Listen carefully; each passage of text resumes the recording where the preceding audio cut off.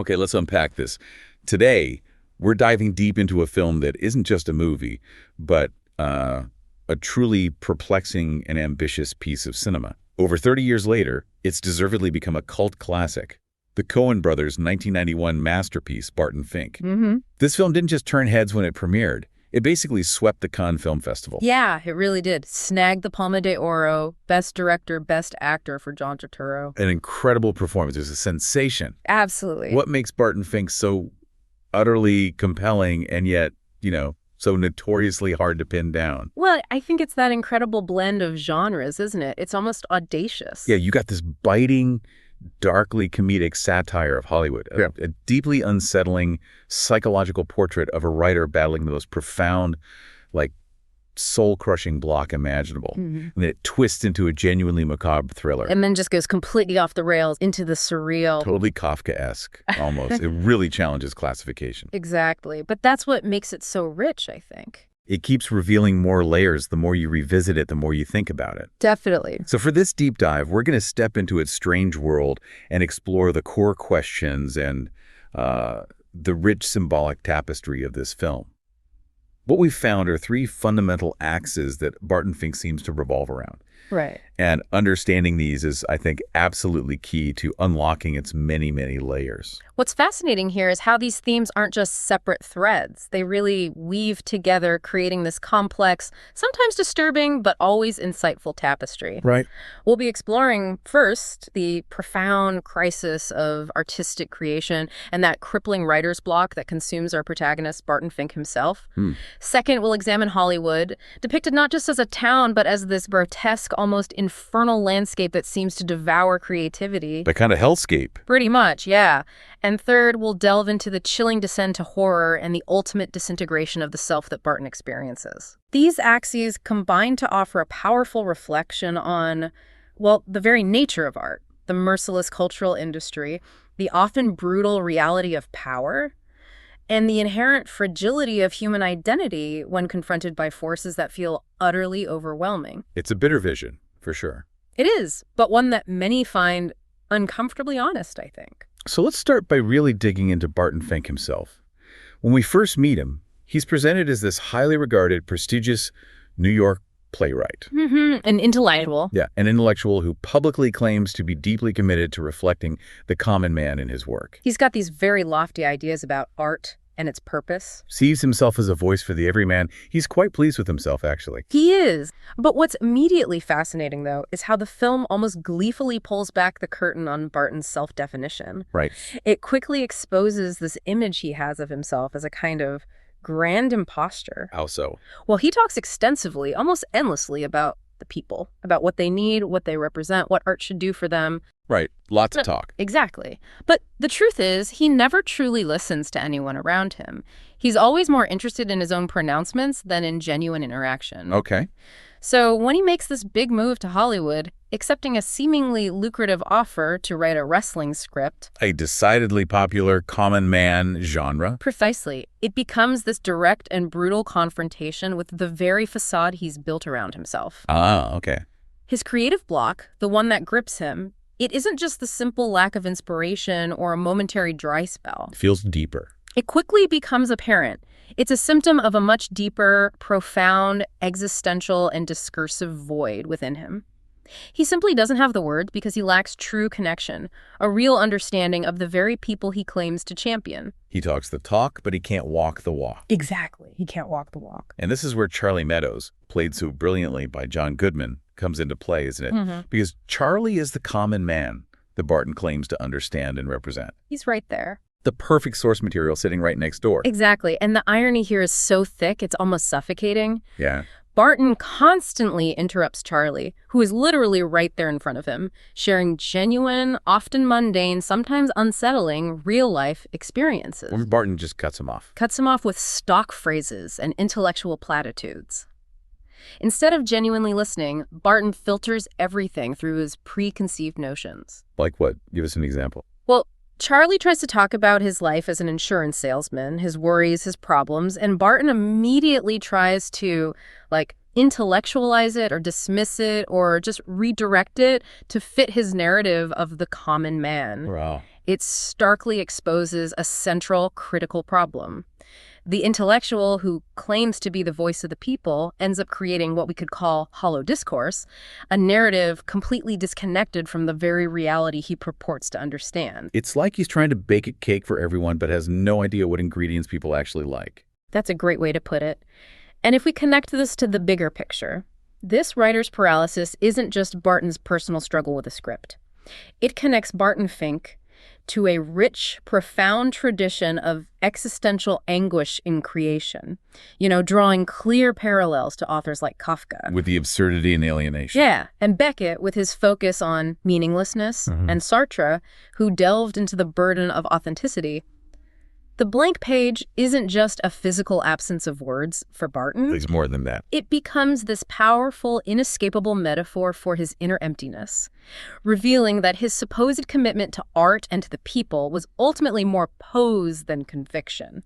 A performance. Just a performance, not a genuine connection. Okay, here's where it gets really interesting, because the film then transitions seamlessly from Barton's internal crisis to the deeply oppressive external atmosphere. Right, the environment he's in. Particularly the Hotel Earl. I mean, it's not just the backdrop. It's practically a character in itself, isn't it? Absolutely. With its decadent, almost rotting decor, the suffocating, inescapable, heat-making sweat literally drip from the walls. Ugh, you can almost feel it. And that endlessly peeling wallpaper.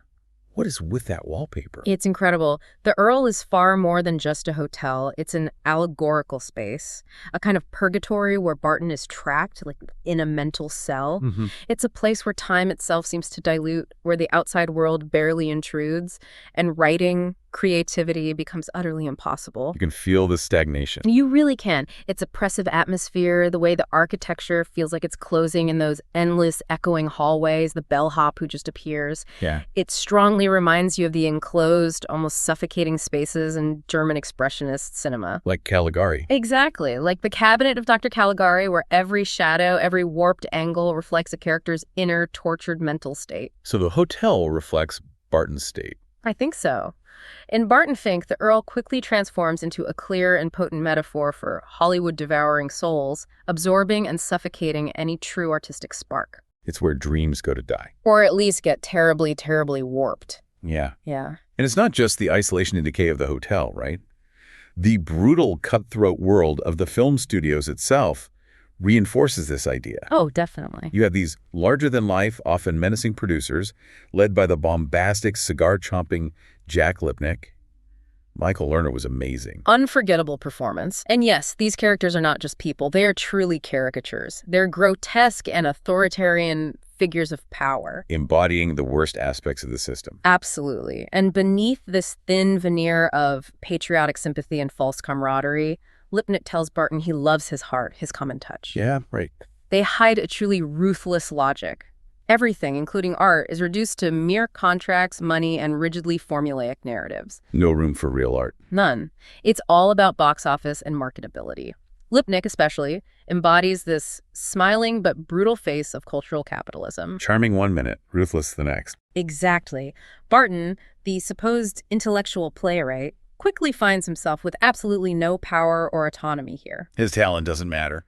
Not really. It isn't valued for its intrinsic worth. It must adapt to commercial demands, or he'll simply be discarded like a useless cog in the machine. It becomes Kafkaesque again. It really does. His experience spirals into a truly Kafkaesque process, trapped in a labyrinth of absurd norms, inexplicable expectations, crushing bureaucracy. Given an impossible task, no guidance. And then chastised when he can't meet it.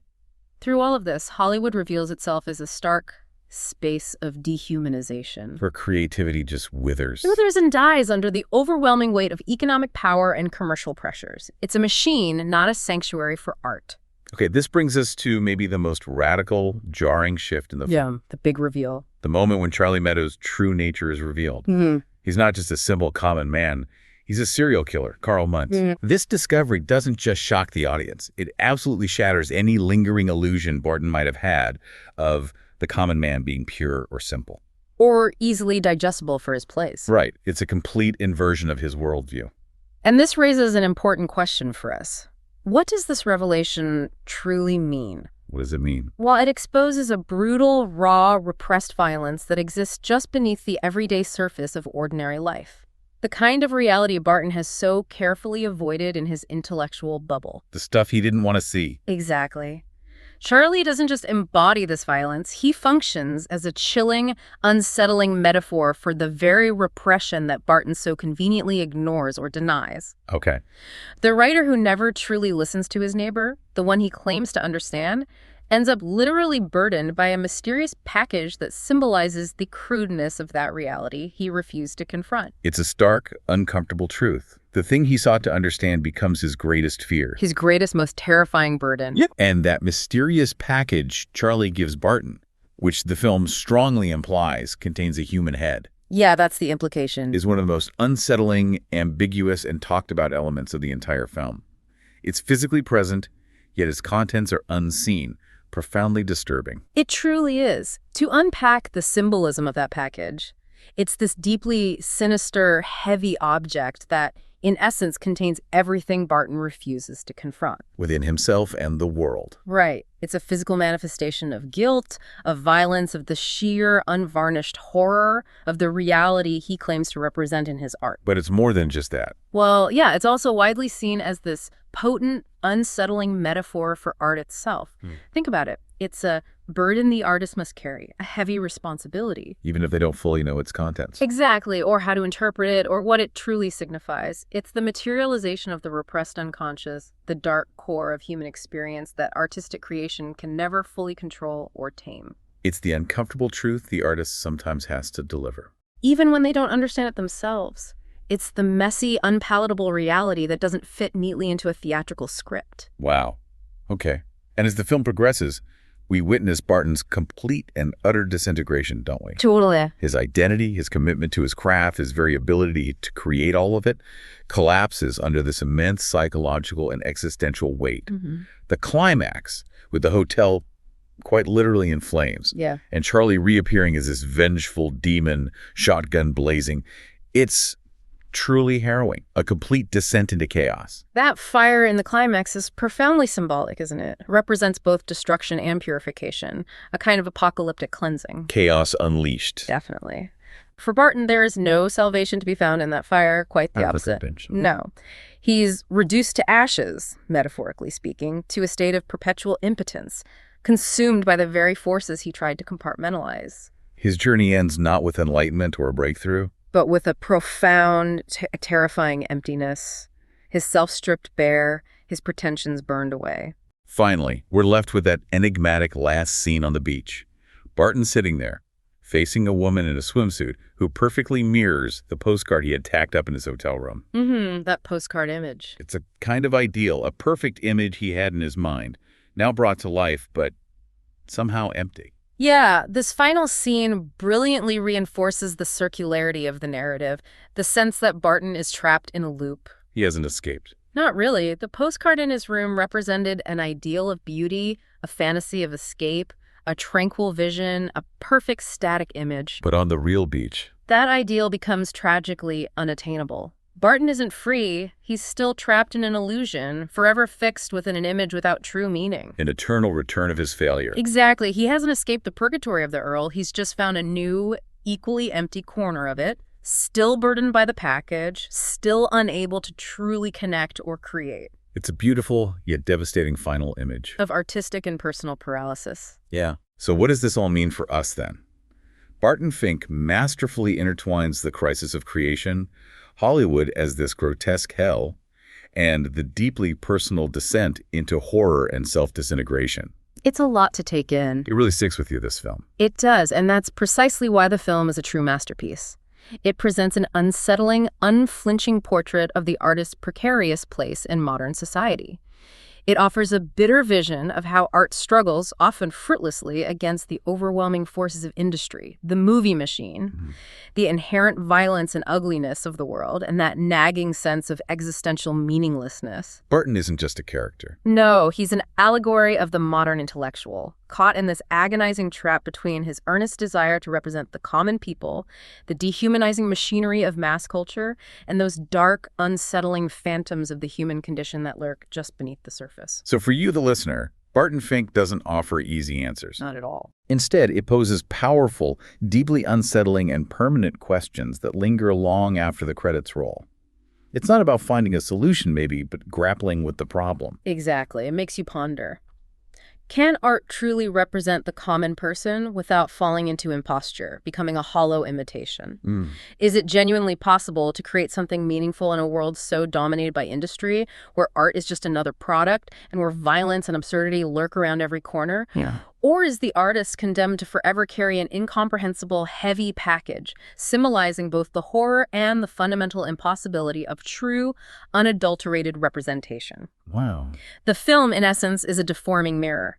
It confronts us directly and powerfully with the inherent fragility of the self, the often infernal nature of mass culture, and the inevitability of the emptiness that stalks ever-present within all artistic creation. It asks us, what is the weight of what you carry? And what does it truly mean?